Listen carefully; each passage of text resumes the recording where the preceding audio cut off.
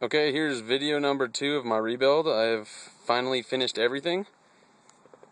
This is the look of the inside. Let's start it up.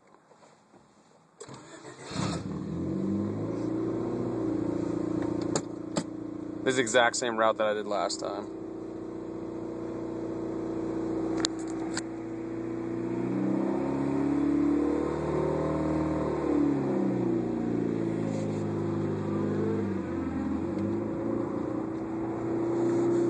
Oh my gosh, no squeaks.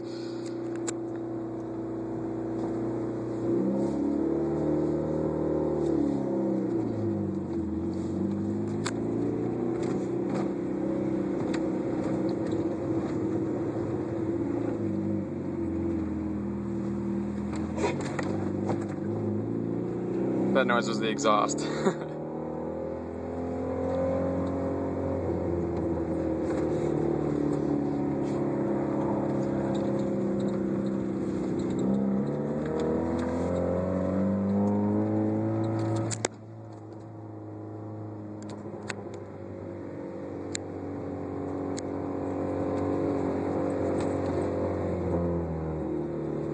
And there you have it. Good as new, baby.